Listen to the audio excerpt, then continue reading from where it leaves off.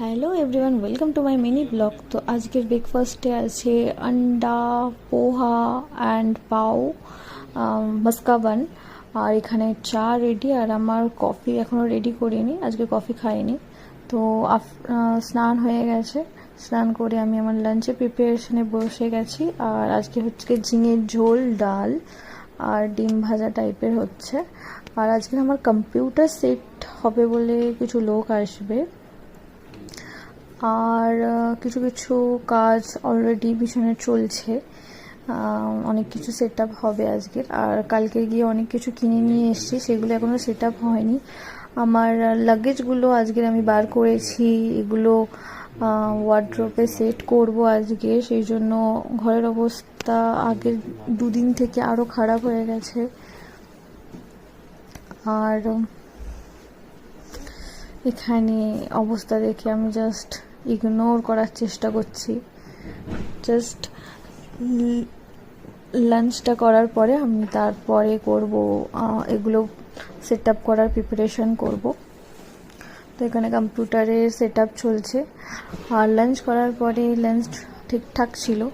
তো ইভিনিংয়ে আমরা যখন ওয়াকিংয়ে যাই, তো এখানে একটা দোকান দেখতে পেলাম। তো এই দোকানে প্রচুর রকমের মিষ্টি আর স্ন্যাক্স আছে।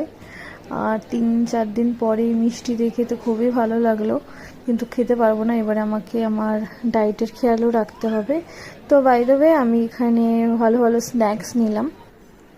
স্ন্যাক্সগুলোর মধ্যে একটা ছিল বড়া পাও, এখানে ভালো বড়া পাও পাওয়া যায়। আর প্লাস এখানে চাটও ভালো পাওয়া যায়। তো এই দুটো খেলাম। বাদাম ছিল না, ঠেঙ্গা ছিল। ঠেঙ্গা মানে ঠেঙ্গা মানে গ্রাউন্ডেড, এটাকে কি বলে? Groundnut. হুম। গ্রাউন্ড নাট মানে বুঝলাম না। এই ওগুলো কি পাও? হুম। হ্যাঁ, হুম। আচ্ছা আচ্ছা। ঠিক আছে।